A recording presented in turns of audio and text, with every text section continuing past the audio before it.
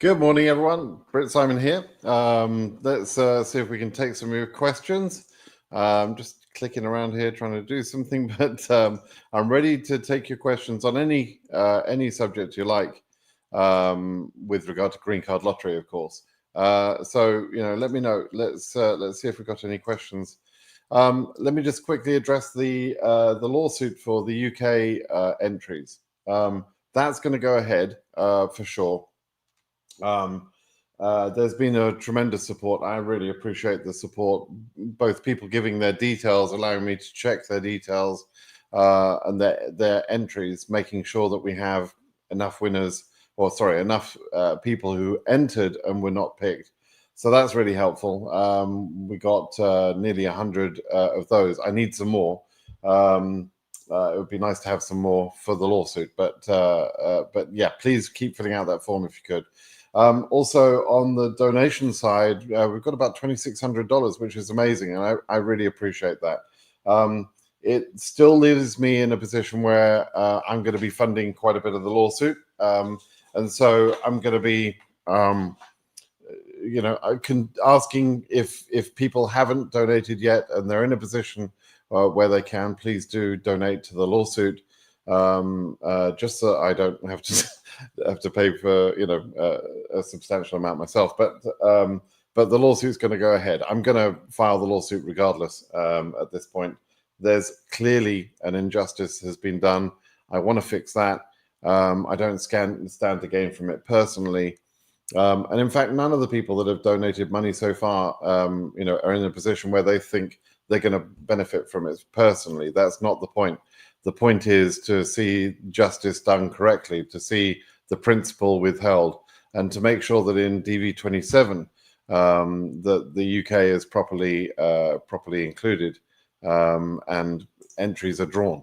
So please, let's make sure we can do that.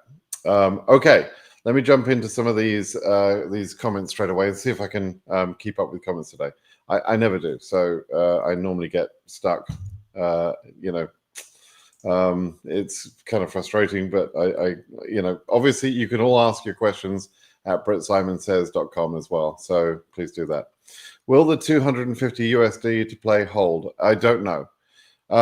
You're talking about the beautiful, big, beautiful bill bullshit that Trump has come up with.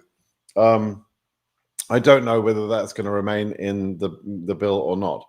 There needs to be a reconciliation bill of some sort. There has to be funding. But clearly there's a lot of things in that bill that a lot of people are now realizing is, really unhealthy. Some of it is the immigration stuff. I'm not sure that anybody is really fighting for the immigration stuff, which includes the $250. So we just have to wait and see. I don't have any inside track information to know how many people are going to be voting for that in the Senate. We'll have to wait and see. Okay. How am I? I'm very good, thank you.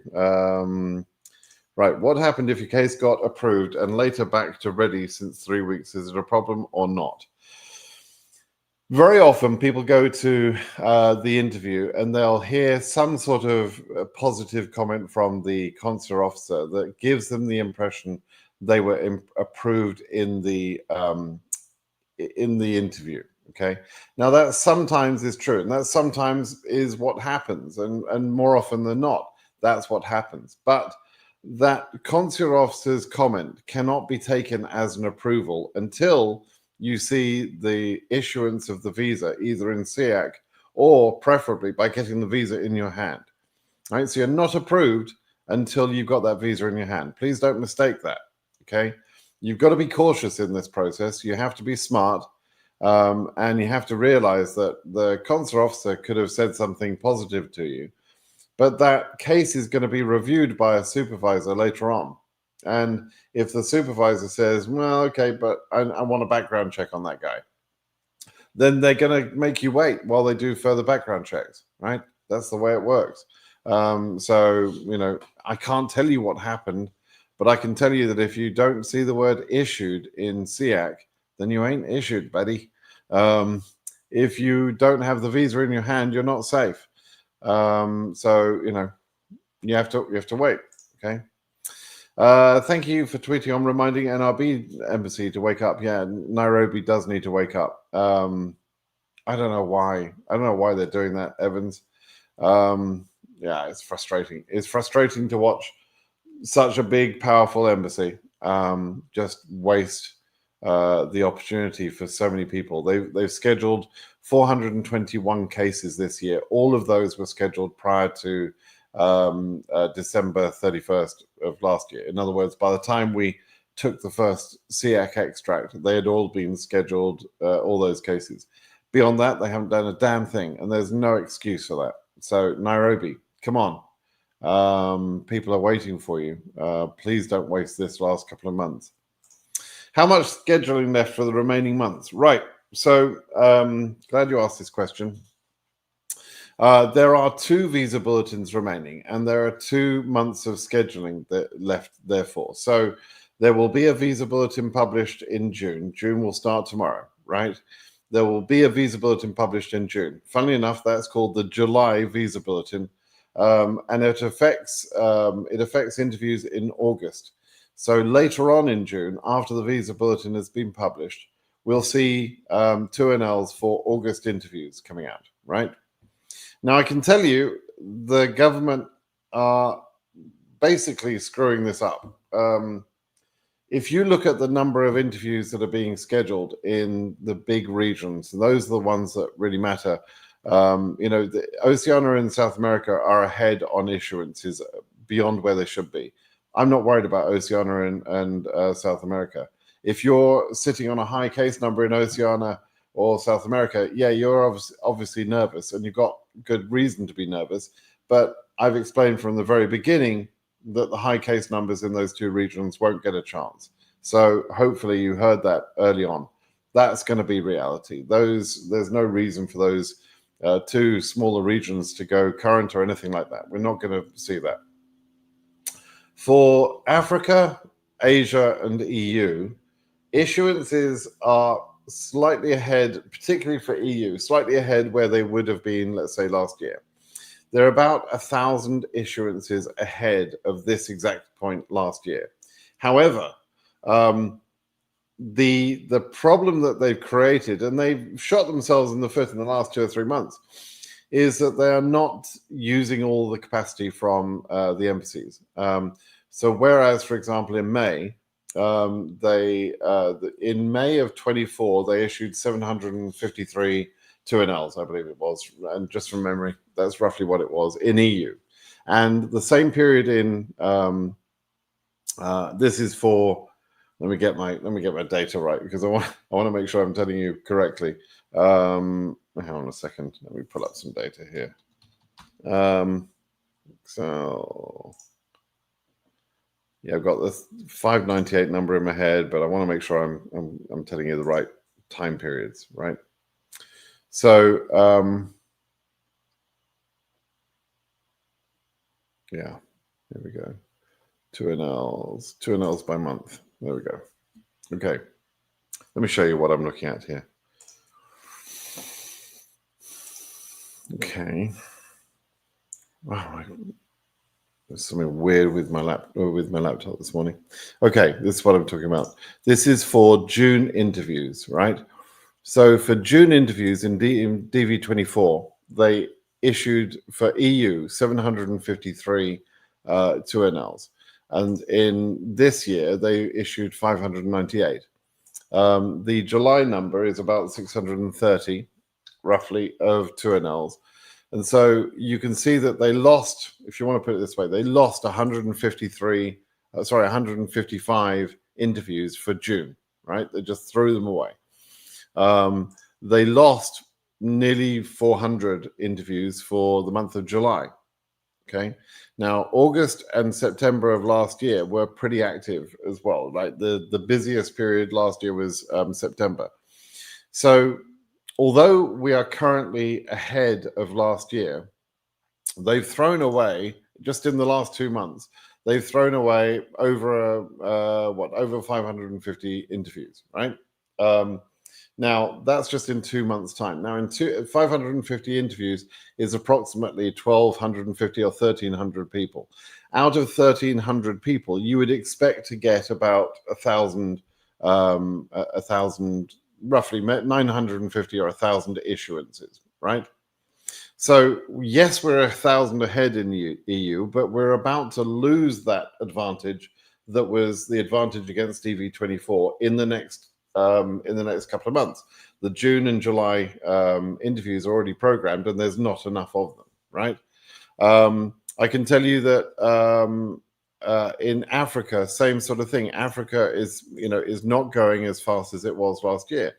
Now, it doesn't need to, in one sense, in that there are less visas available. But that same thing existed last year. We had less visas in DV 25, right? Sorry, DV 25 got less visas. No, so we've got slightly less visas in DV 25 compared to DV 24. That's what I'm trying to say. But for Africa, the target number of visas is about 23,000. They're not going to get to 23,000. They've screwed it up again, unbelievably. Even though they selected more people for Africa than they did the previous year, whereas they reduced the selectee count in every other region. That's one factor. Even though last year they realized too late that they had to try and do something for Africa, so they made Africa current. Even though they've sort of consistently played this movie on rewind multiple times, they don't seem to learn the freaking problem. The problem is that they have to use their capacity earlier in the year. They don't seem to get it. They don't seem to understand it. I don't know why. I want to speak to the people at KCC and say, what are you doing? Unless you actually, use that capacity in March, April, May, June, right? By the time you get to July, August, September, it's all over. You've already screwed it up. You have to actually make the numbers, the VB numbers have to be higher earlier in the year. The number of interviews has to be higher earlier in the year. The DS260 processing is bogged down because you keep selecting too many damn people, right? Selecting 131,000 people for 55,000 or 52,000 visas is stupid, right? And what it means is you have to go and process the DS260 applications from a larger number of people than you really needed to, right? And so you create all these problems yourselves, and the things that you're doing to fix the problem are not the right things. You're selecting too many people, right? And that's causing you a backlog of DS260 processing, which means that the number of people you make current in the visa bulletins is not enough, because many of those are still waiting for their DS260 to be processed, because you're busy checking through the Africa case number 88,000, which is never freaking going to get interviewed, right? So you're just wasting your time. KCC, you're a bunch of idiots, and you need to sort this out. You're doing things that are shooting yourself in the foot.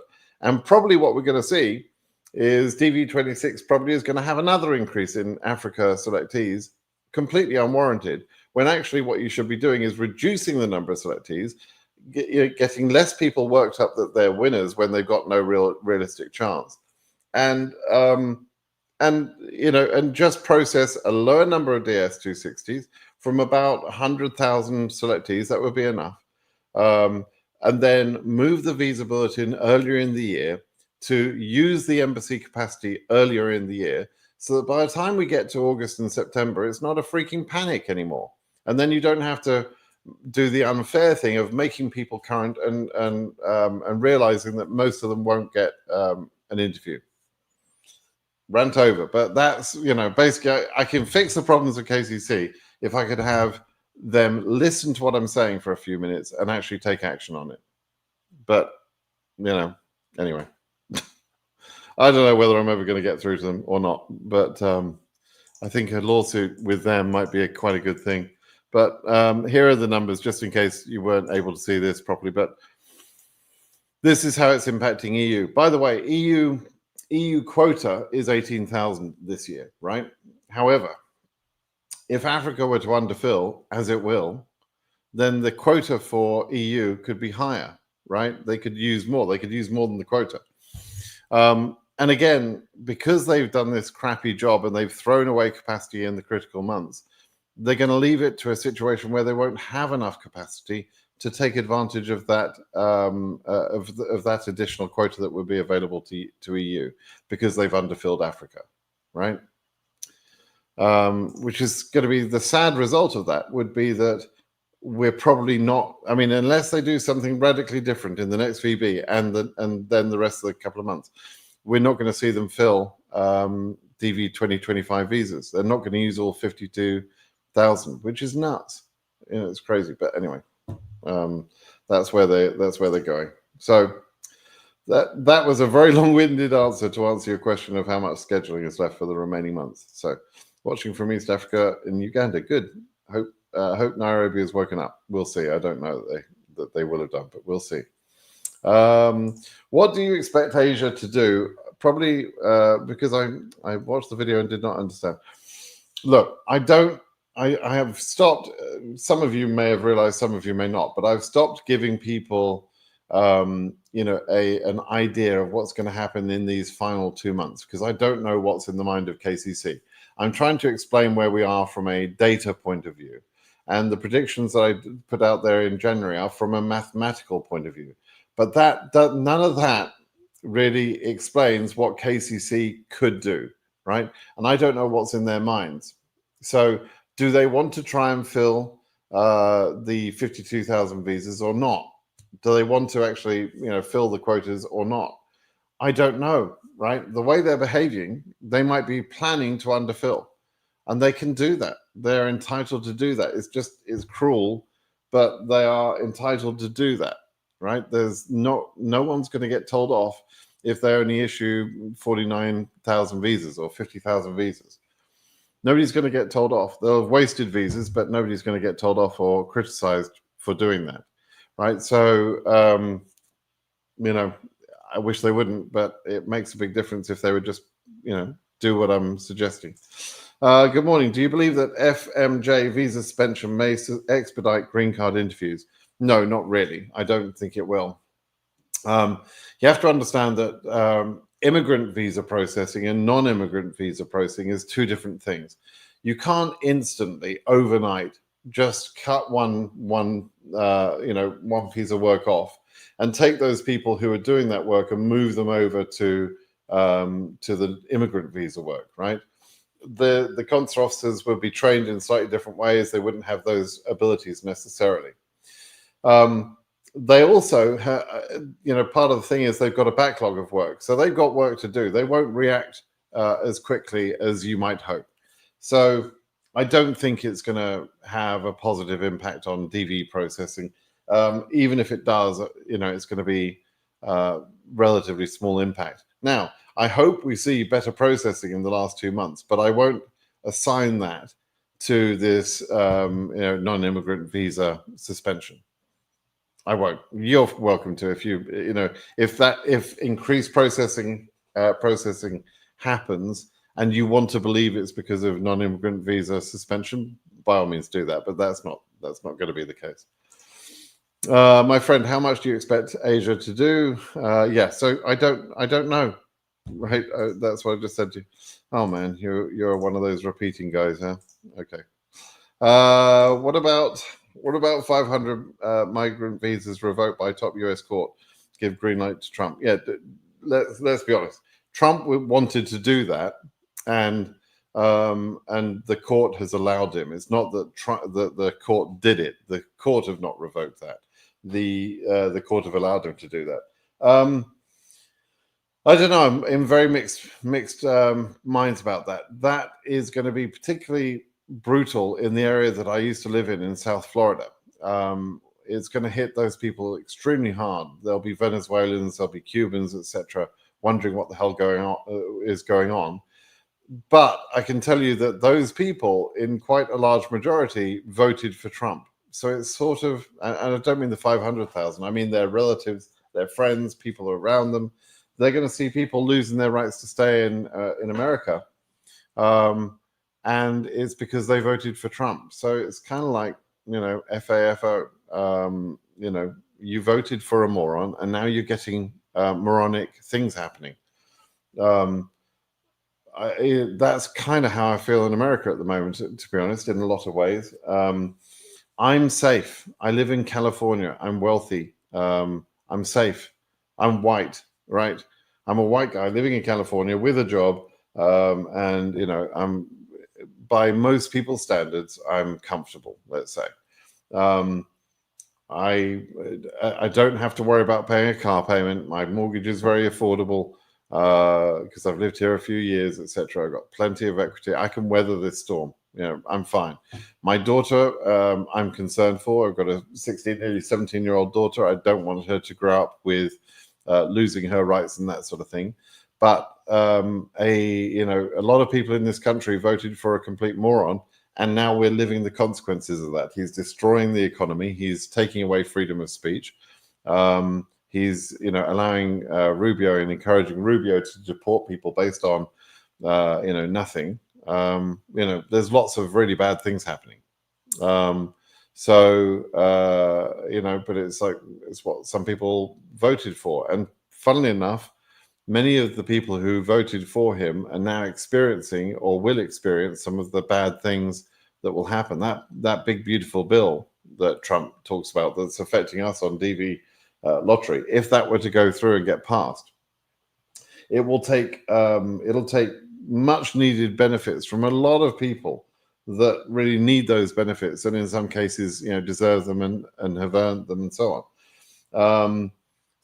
But millions will lose that, and many of those millions will have been Trump voters. So, you get what you ask for, I guess. So there you go. Stefan, how are you doing? Stefan from Lyon, France. Yes or no? I wanted to say thank you, and believe me, it takes a lot to say thanks to Brett. Best comment today, best comment for weeks. I totally understand where that comes from. But I'm very, very happy that you've been forced to say thank you because you got your visa, I guess.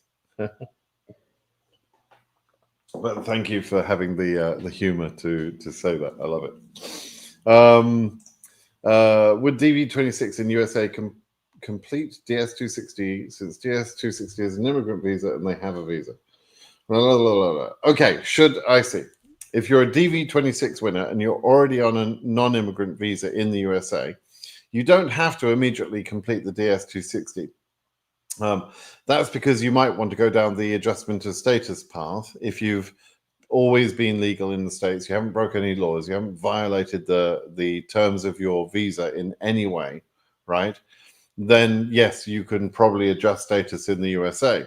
And the DS260, whilst it's somewhat helpful, is not really necessary for you to fill that in. It's not actually necessary for you to ever fill it in. But if you want to fill it in, there is some feeling that filling it in kind of speeds up some of the process later on. I'm not sure if we've got hard evidence on that, but it might help. At some point, you do have to send your fee to KCC. So that's how you tell them that you're adjusting status. But no, you don't have to fill it out. And if you're worried about the declaration of immigrant intent that is caused by filing a DS260, then certainly don't file it quickly, right? Just in case. How you doing? Charles Simon, Brett Simon, do you think that DV lottery fees would not be compatible with the diversity purpose? Yeah, if we get those stupid fees, the $250 in particular, plus the additional $400 for filling in the DS260, it's totally incompatible with the thought, the intent of the DV lottery program. Is totally incompatible. But then a lot of stuff that's going on right now is totally incompatible. Taking for years, Republicans have been telling me about how important the Constitution is. And to some extent, I've sort of argued that. I mean, the Constitution of America is, for me, something that should be amendable and amended and so on. And that's why there are amendments, right? We have, 24 amendments, 22 amendments, something like that. There have been amendments, right, to our Constitution. And so I don't mind that we have a living, breathing, constitution. That's how it should be, right? But don't tell me for years and years and years that you believe in the Constitution and, we've got wonderful things like freedom of speech, and then take away somebody else's right to be here simply because you don't like the speech they just gave, right? They either have freedom of speech or they don't, right? I can either say I'm, upset and angry about what the Israeli government have done in Gaza, for example, and I can say that publicly, and I can say that on my YouTube channel, etc. Either I have the right to say those things and to be critical of my government or critical of another country's government. I either have those rights to say the things I believe, or I don't. Right now, which is it? Did I have freedom of speech all along, and I lost it? And if I lost it, when did we amend the Constitution? Don't really understand that. So, no, there are weird things going on, Justin.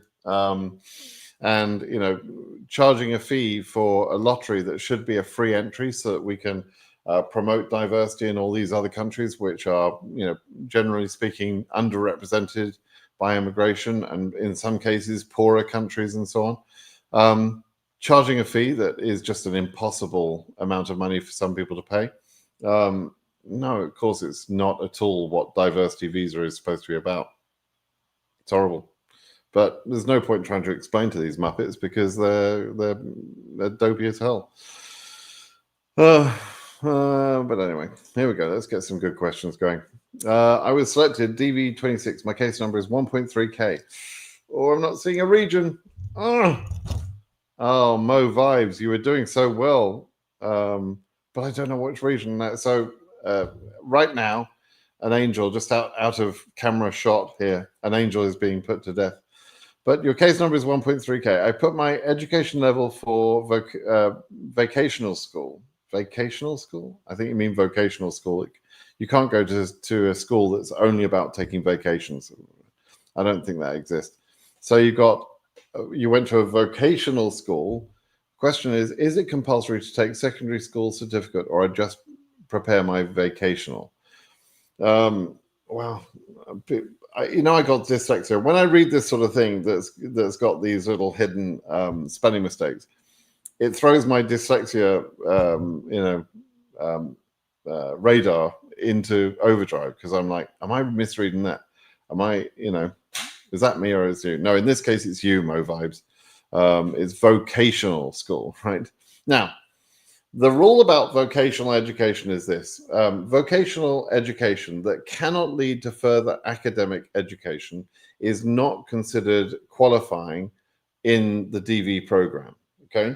So that means that you need to have qualified for the DV program and reached the level of a US high school graduate, which is typically 18 years old in the USA, and is the point at which you can enter university or college, as they call it here, right?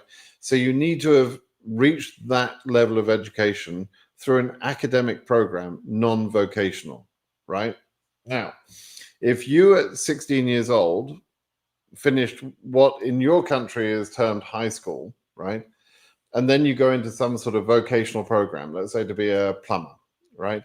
That plumbing education you receive to be a plumber cannot go on to being any other academic education, right? And so that, let's say you spent 2 years from 16 to 18, training to be a plumber, that education can't qualify you. That vocational education, vocational meaning for a specific skill or trade or profession even, right? So it has to be academic. Okay, so be very careful. And where you're missaying it, you're saying vocational, but where you're saying you went to vocational school, just stop saying that, right? That's the first trick. Stop saying you went to vocational school, because if you say that in front of a consular officer, their little ears are going to prick up and they're going to say, oh, I know the rule about this one. Vocational school can't be used. And so, you need to be careful about that. In some countries, there are, vocational routes that I would describe as academic routes. And so you just have to be very careful how you categorize your schooling, your education. Okay, be careful about that, please, everybody. You need to pay attention to that. It is not. Some people think the requirement for this DV lottery is simply to have performed 12 years of education. That is not correct. It's not about the number of years you've been to school. If your country starts schooling, like in the UK, kids will often start schooling at 4 years old. And so if they've achieved 12 years of education, or 12 different years, and that's at, let's say, 16 or 17 years old, that may not qualify them. The level of qualification in high school in the UK finishes at 2016, at 16. And then you go on to what they call college, 2 years of college to do A levels, right? You actually have to have 3 good passes in those A levels to reach the level of education that is equivalent to a US high school graduate.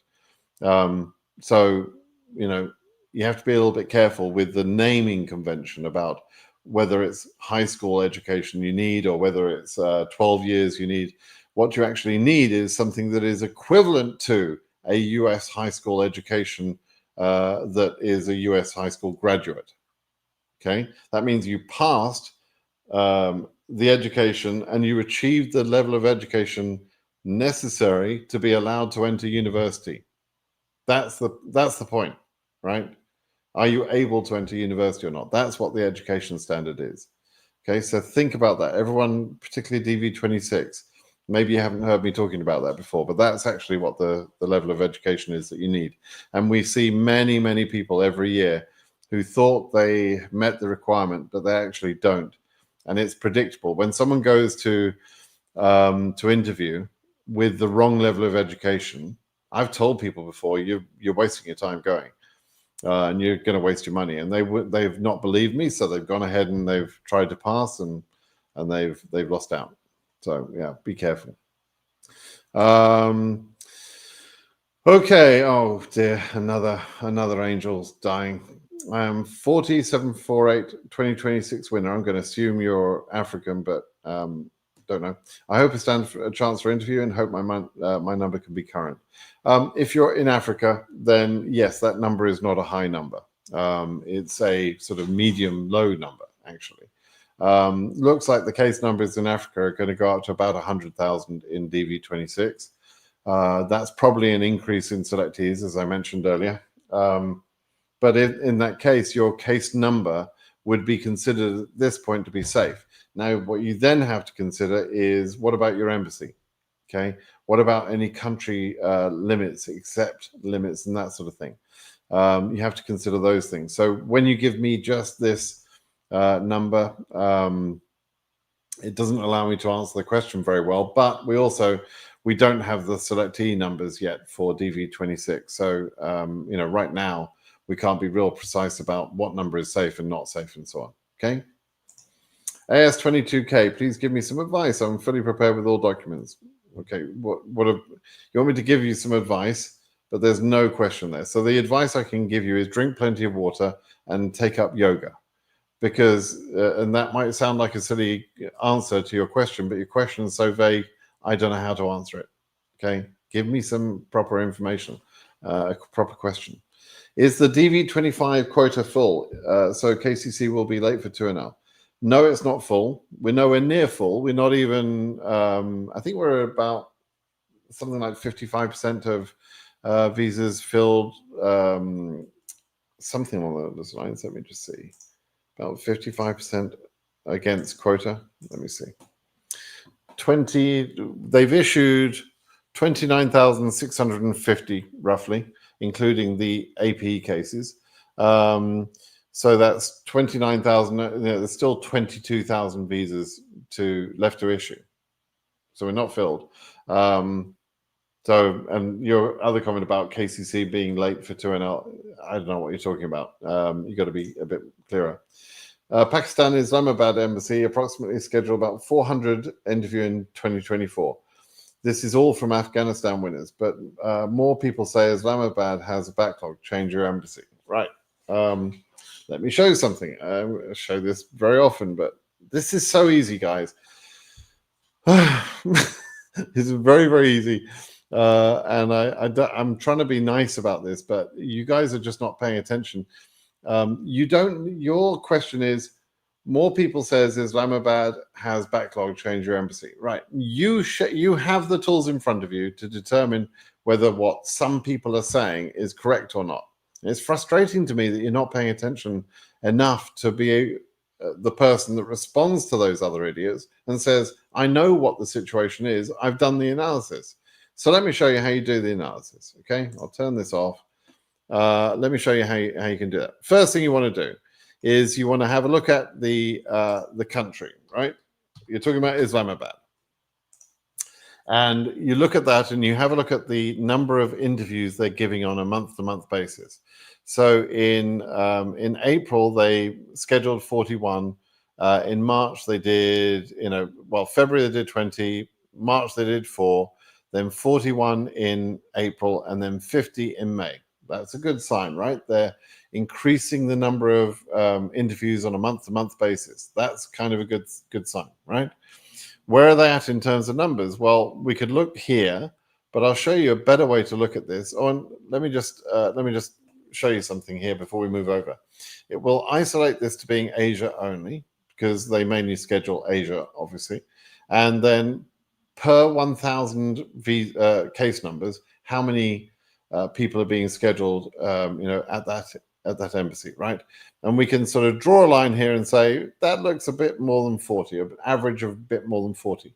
So when they issue 50 cases in a month, that means that if they're doing about 1,000 cases per month, if they're doing about 40 something cases per 1,000, then scheduling 50 will move their cases about 1,000, 1,250, maybe 1,500, something in that range, right? So that's how much of the visa bulletin movement they can handle per month at that capacity. Now you've got a bit of a clue where things are going. And if you're smart, you can download here, press this big button. Zarthisius changed this week. I've told people about this, the number of cases in each 1K for all consulates, and then and there was a link there. But that's interesting. But I guess people weren't seeing it or something. So Zarthisius has made this really, really clear. Download here, right? Download there. Okay, so I just downloaded the file. Let's open up this file. This is stats for each 1K. I'll show you this file. Okay, so we want to have a look. Here's the file. I'm going to make this a little bit bigger, and we're going to look at Asia in particular, right? So for Asia, we find the Islamabad Embassy, which is this one, right? I'll make this bigger as well. I hate that where it makes a sheet bigger, but not all the sheets. It's really annoying. So you can see that Islamabad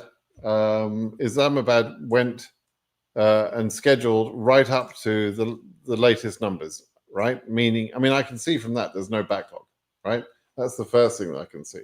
There's basically no backlog. There's a very, very small backlog because, there's no embassy that is further ahead than them, because this is where the Asia numbers cut off, right? So, it's pretty obvious. Which means that if the next visa bulletin moves by, let's say, 1,000, 2,000, they've probably got enough capacity to schedule all the cases there, right? So the question is, what will they move the next visa bulletin to? I don't know that. We'll have to wait and see. But if let's say if they did a 5,000 jump, I don't think they will, but let's say they did a 5,000 jump.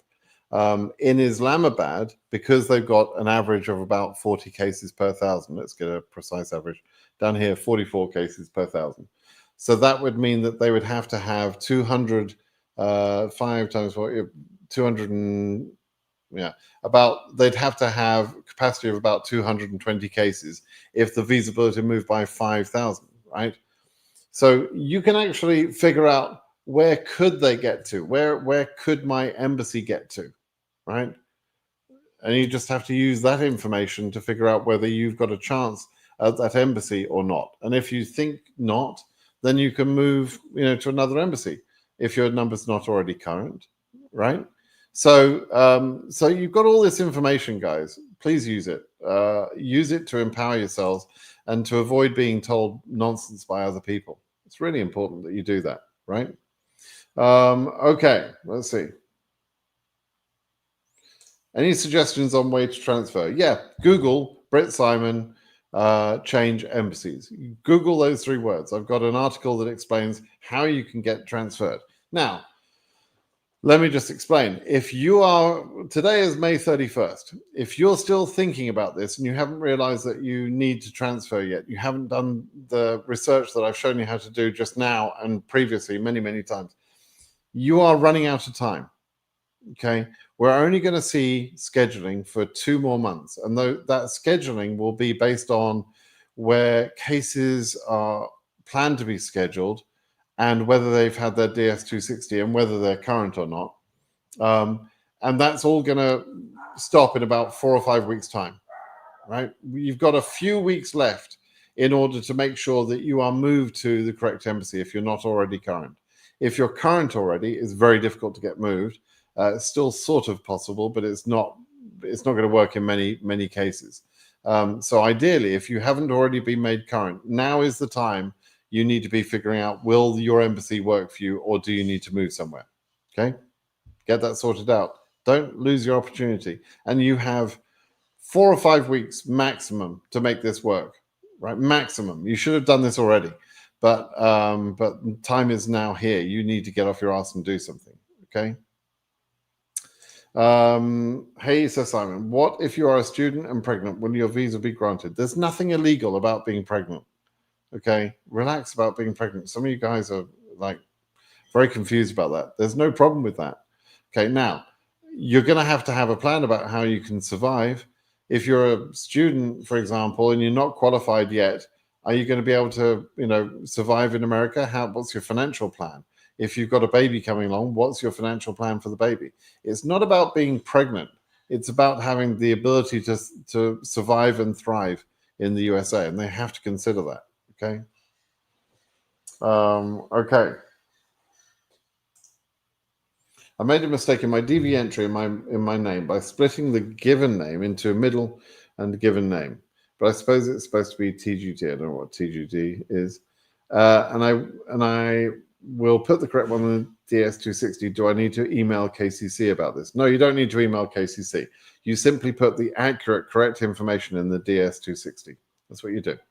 Okay. Does this delay have any connection with US government interference into this process? No.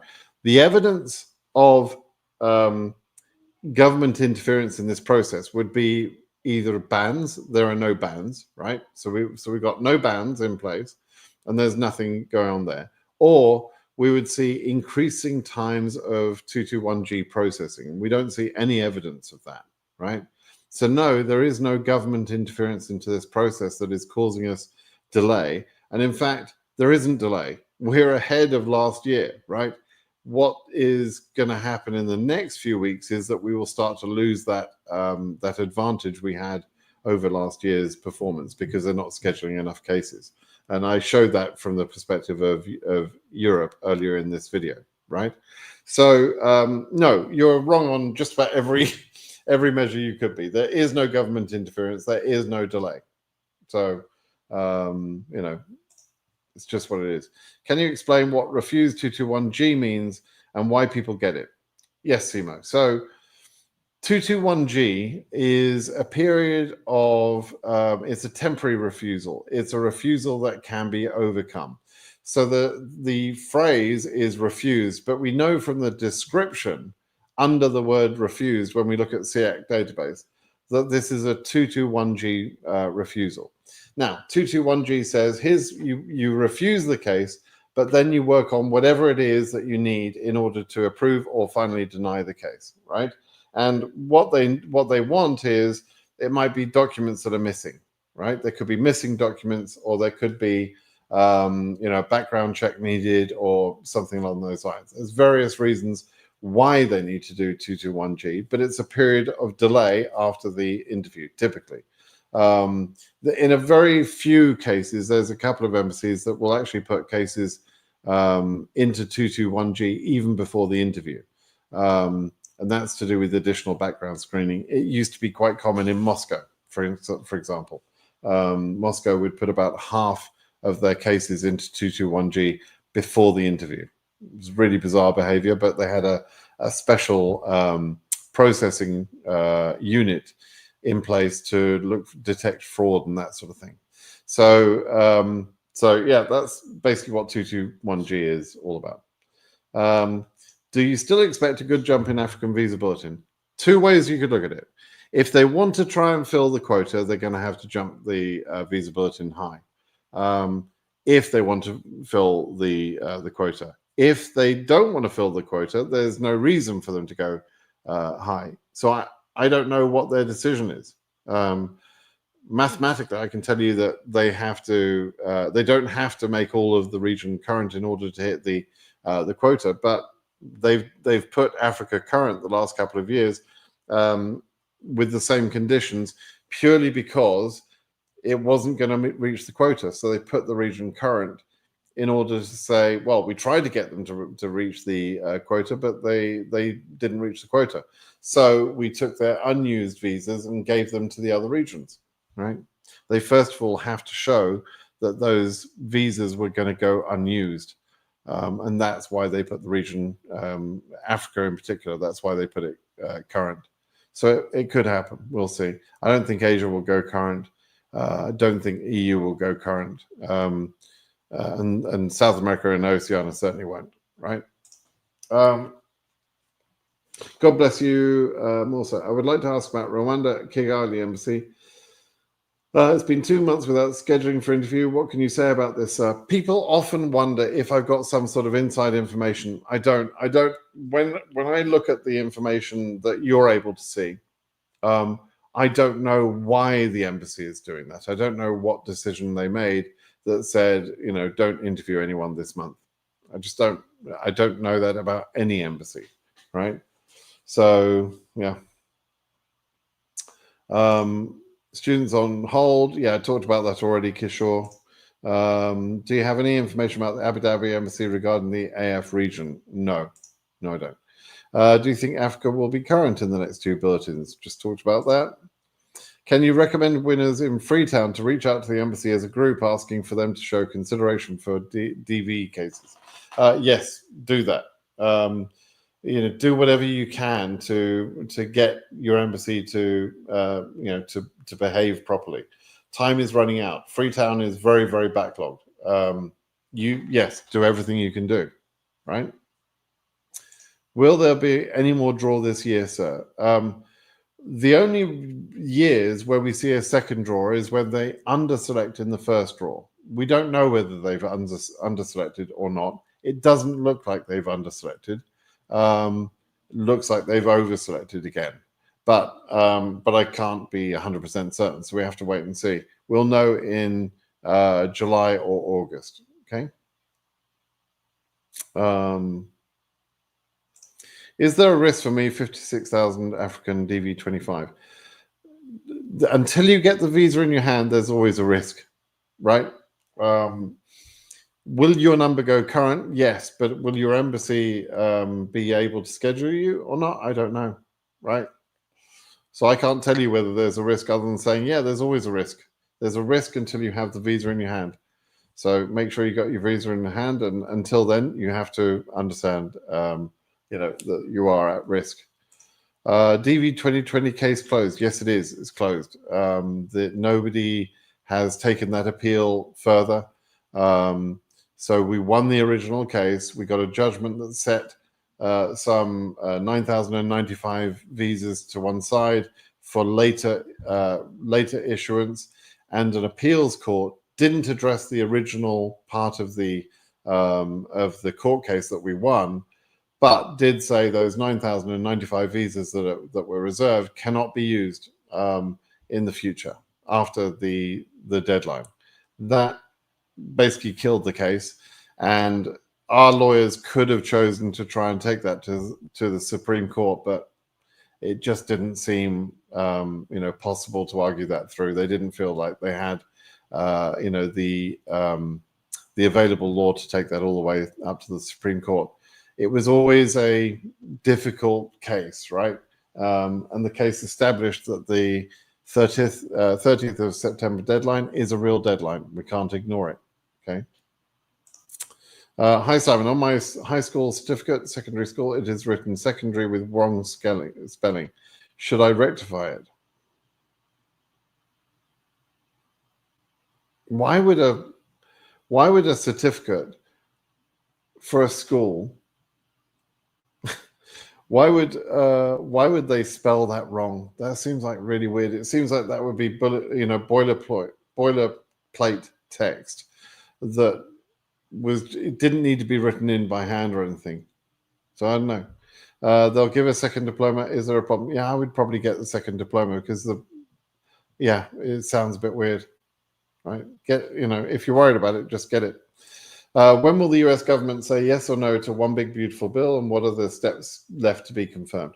So it went through the House, and it was passed through the House with the narrowest majority possible by one vote. It now is going to the Senate for a vote, but there's lots of discussion about changing this, changing that in the Senate version of that bill. So I don't think the House version of the bill is the bill that we'll get through. There'll be a different bill crafted, and hopefully the immigration bullshit will be taken out of that version. So we'll have to wait and see. Okay. I have 16K from Afghanistan. We just talked about that, Faisal. My case got ready on SEAC data page, but 2NL, no 2NL yet. And when I check on the ESC page, it's still the first letter for the selection. Right, so this is happening to a lot of people, right? The 2NL has been sent, actually. The 2NL is two things. Firstly, they send you an email. And you were probably sent that email. You may have missed it, but that is the first part of the 2NL, right? And in that email, it says, go and check the ESC page.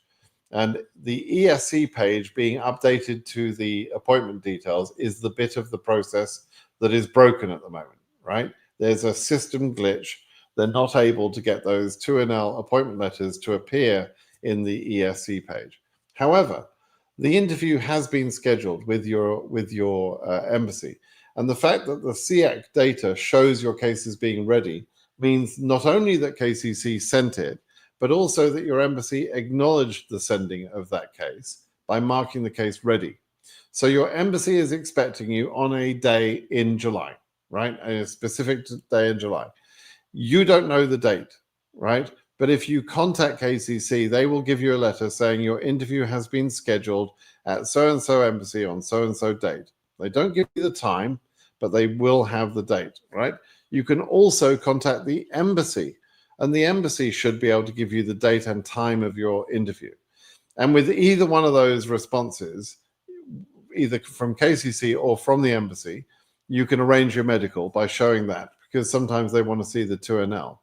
So you can arrange the medical, but don't act like you're not scheduled. You are scheduled for an interview. That is solid, 100% sure, right? So start using some smarticle particles up here to get the letter that you need in order to book the medical that you need for your interview that will happen on some date in July. Okay? Let's do this. I'm not going to talk about that. It's like to someone else. DV2634XXX. Is the embassy from London known as processing slow? No, I'm residing in the UK, and they assigned me to this embassy. I could change with the embassy from Romania. Okay, so are you EU34XXX then, or do I have to kill another angel? Apparently I do. If you're EU34XXX and DV26, it's going to be at least a year from now before you're interviewed, if at all. It's quite a high case number, right? So you don't need to be panicking now about whatever the London Embassy is doing. You need to pay attention next year when we've got some data on how it's doing next year, right? It's completely daft to try and anticipate whether London will still be working well or badly or whatever in a year from now. Lots of things can change, right? So relax, calm down. go to the pub, have a nice beer and a steak and kidney pie, and just chill out for about 6-7 months. Okay, and then in 6 or 7 months, start looking at the behavior of the London Embassy, which I suspect will probably be good still. Okay. How can I check my DV status? I mean, you can go to the SEAC database and you can see whether you're, NVC or ready or whatever. That's what you could do. Other than that, like, what do you mean? You can also, by the way, you can email KCC and find out whether your DS-260 is processed or not. You can do that. But can you try and be a little bit more specific? I mean, that could mean a whole lot of things, your DV status, right? What are the reasons about low case update than last year? Is it about backlog or visa, which is about to finish? Can you tell me which number Asia region goes current with 2 months? Okay. Again, we're not behind. Oh, man, I don't know how many times. I've been saying this for many, many months. We're not behind. It's not going as slow as you expect. Your expectation is wrong, not the reality, right? Your expectation was that things like Africa 80,000 was going to get interviewed, or EU 40,000 or something. Those are incorrect expectations. That should not have ever been your expectation. The reality is, if we compare this year to last year, there are more visas issued at this point than there were last year. For the scenario of EU, I've shown how that's about to be eroded, that it's going to equalize in about, by the end of July, roughly we'll be in about the same place. Okay, so they're about to lose that advantage they had over DV24, but other than that, they're doing fine.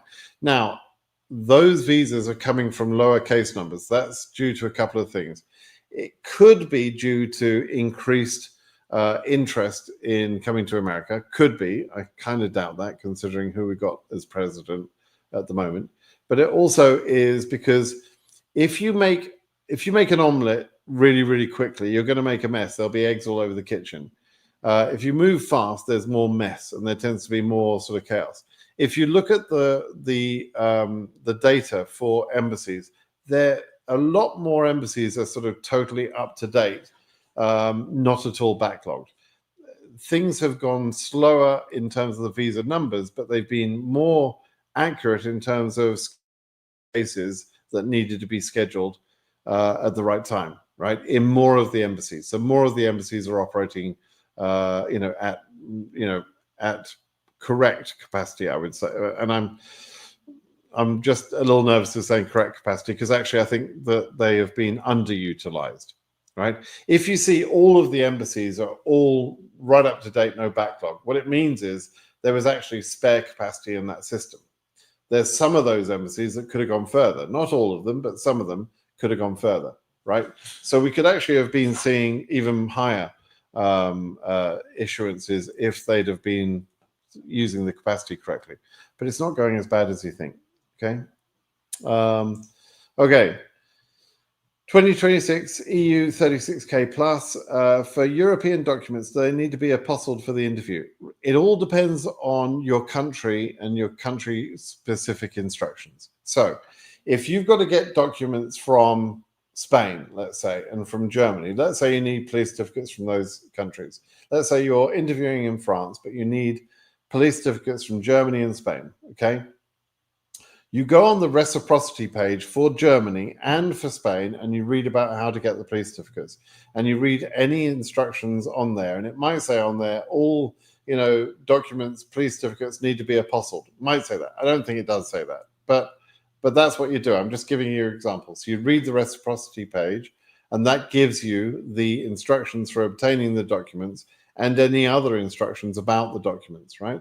Then you go on the embassy where you plan to interview. You go on their embassy-specific requirements and instructions, and you read there, and it might say there, oh, every document you show has to be apostilled. I don't know. Again, I don't think that's a thing in France. I don't think it's a thing in Germany or Spain either. But but I'm just using that as an example. So you read all of those instructions, right?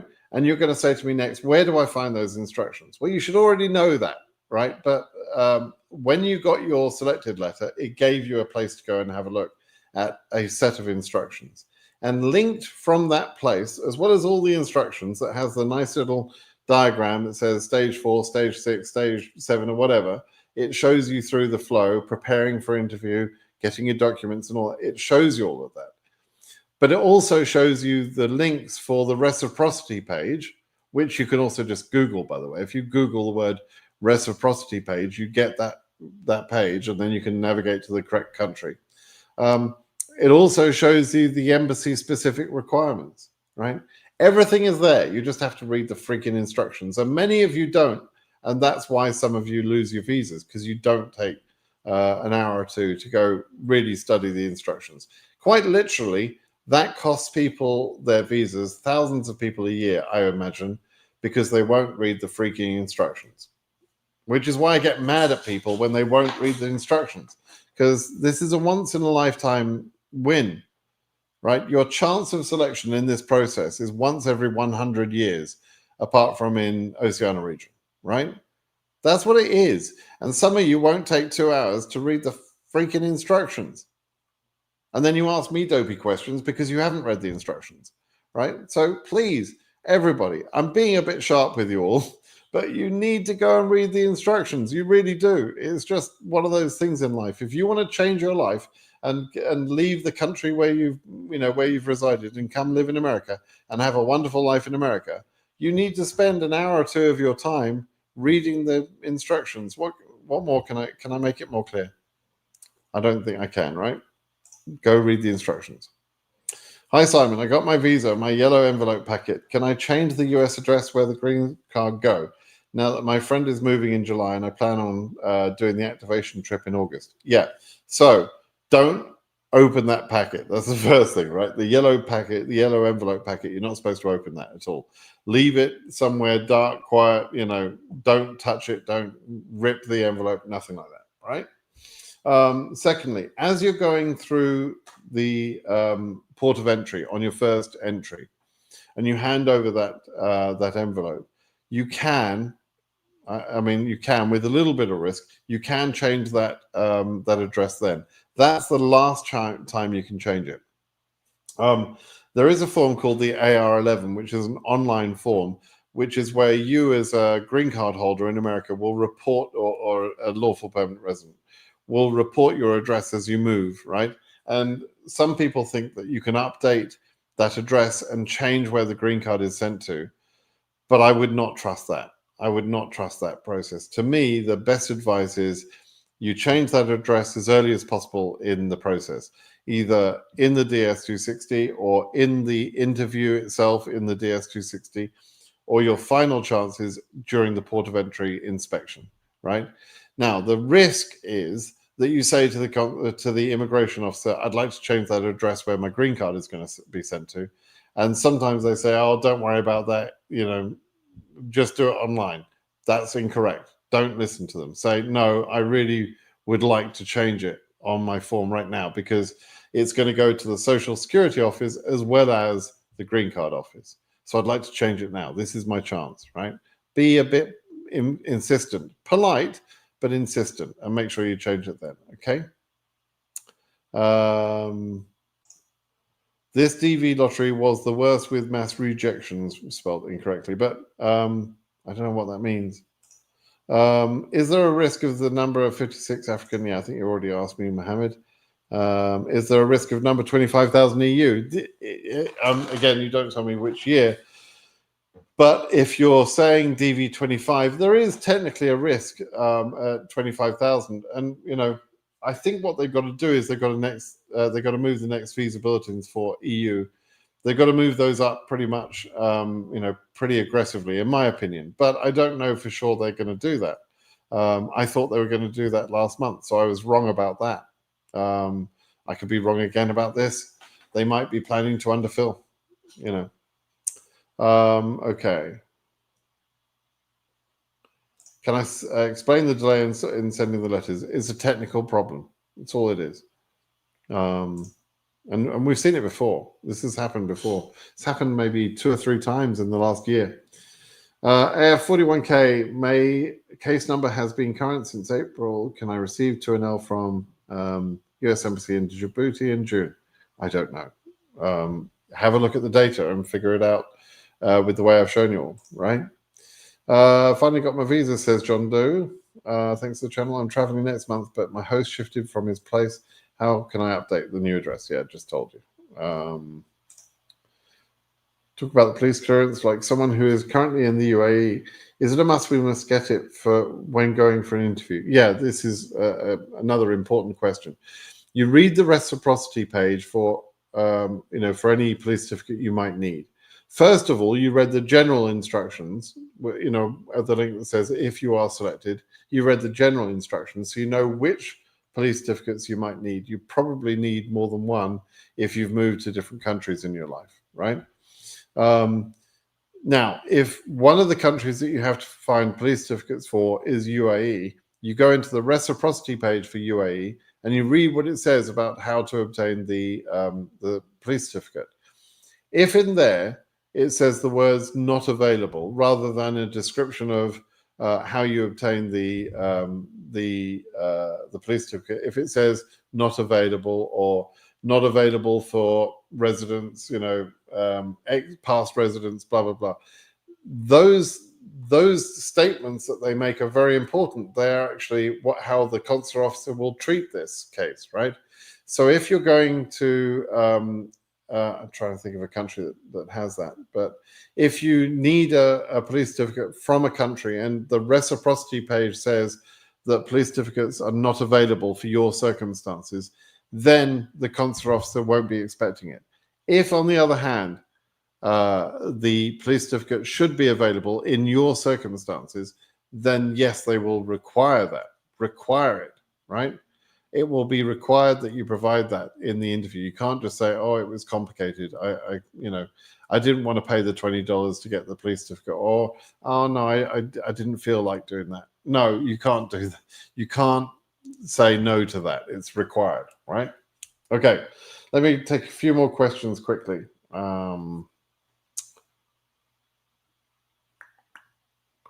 There's a question asked: what do you intend to do when you arrive in the US? Just answer it honestly. Don't make up some bullshit. If you have been a plumber up to now, then it's likely you'll be a plumber in the USA, right? And you say that. If you've been a plumber up to now, don't say, "I'm moving to Houston because I'm going to be an astronaut." Because nobody's going to believe that, right? "I'm going to be a lawyer." No, not unless you've got a law degree and you've got a plan to get there. Just tell the truth, whatever is the truth in your circumstances. You're not looking to impress them. It's not that they look down on carpenters and plumbers or anything like that. In fact, quite the opposite. We need tradespeople. You just tell the truth, whatever is the truth in your particular case. Now, if you've been unemployed most of your life and you've got, nothing going for you, then you've got a bit more of a problem. You need to give a coherent plan. Well, my brother lives there. He's got a restaurant. He's going to, I'm going to work with him, right? That would be a reasonable plan. But don't bullshit. Don't lie, right? Just tell the truth. And if you have if your truth turns out to be completely ridiculous and without a plan, then you may want to look internally. It's not quite about the question you're being asked. It's like, what am I going to do in America? How am I going to live? How am I going to survive? This is not a place to come if you've got no ambition, no skills, no ability to support yourself. This is not a good place for that. There are other places that are better than America for supporting people who don't know how to support themselves, right? Go somewhere else. Okay. Does an 18-year-old as a derivative need other parents' consent if birth certificate has other parent name? If parent plans, yeah. If you as a parent are taking a child, not at 18, but a child under 18, then you may need to prove that you have custody and therefore can take that child.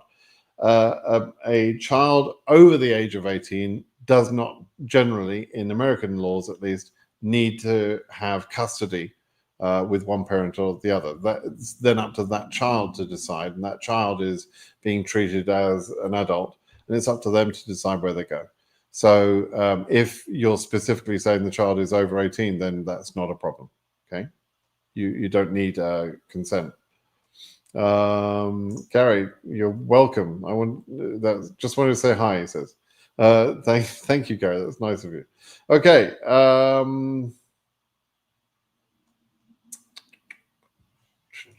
Let's see. Thank you, sir, for everything you do. Have been watching all your guide and hoping to get 2NL from Nepal AS 2025 with case number 9.4 in the next 2 months. KDU have been doing pretty well.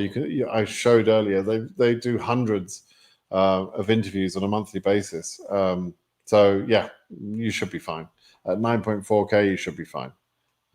Fingers crossed for you. As a derivative, I've mistakenly chosen no in. Have you attended secondary school or above? Please answer. Again, you should really be asking me a question, but I can tell you that for a derivative, it doesn't matter what education you have or haven't got. It doesn't matter. So you should always answer the questions correctly, but it won't cause refusal or anything, because that's not a thing. They don't. The requirement on education or work experience is only for the primary applicant. Okay. Okay. Let's see.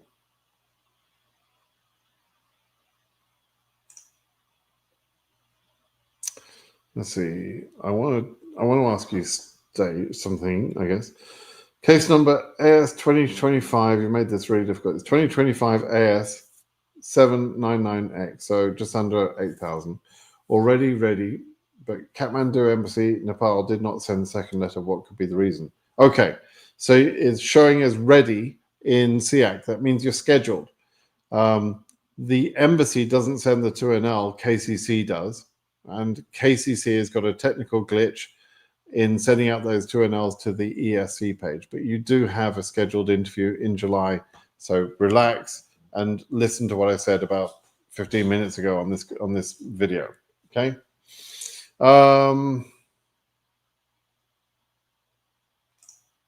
What happens when one green card get lost when you have visited your home country? Well, it's a stupid thing to do.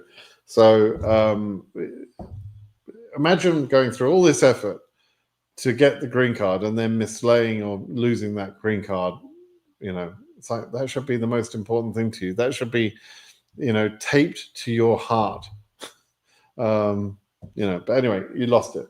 You're going to have to go to the embassy probably and get proof that you're allowed to enter. And then when you're back in the USA, you're going to have to ask for a replacement of that card.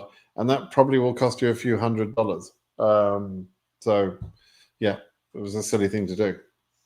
Dale, how are you doing?